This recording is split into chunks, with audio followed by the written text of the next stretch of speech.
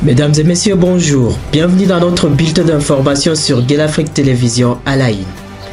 La ville de Goma a été réveillée par des tirs nourris dans la nuit du 11 au 12 avril. Le gouverneur du M23 AFC a confirmé que les échanges de tirs étaient dus à une attaque de Ouazalendo FARDC contre les positions du M23 à l'ouest de la ville. Le gouverneur a affirmé que l'attaque a été repoussée et que le M23 a anéanti les assaillants. Il a appelé la population à rester calme, assurant que la situation est sous contrôle.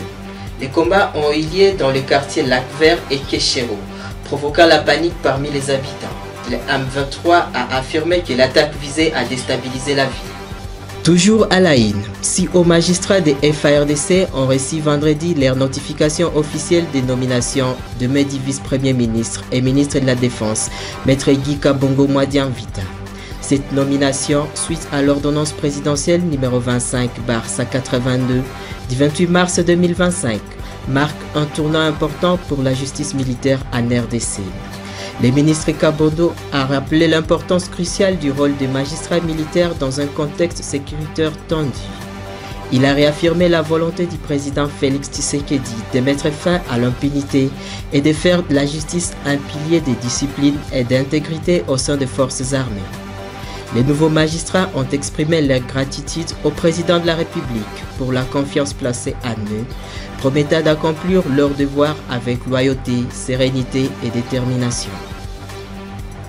Malgré la reprise de discussions entre le gouvernement congolais et l'AFC M23 à Doha au Qatar, les combats se poursuivent activement dans les provinces du Nord et Sud Kivu.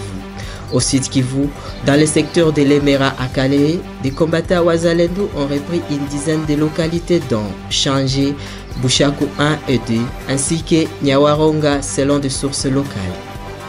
Les électeurs gabonais sont appelés aux urnes ce samedi 12 avril pour une élection présidentielle qui marque le début de la sortie de la transition entamée par le coup d'État du 30 août 2023.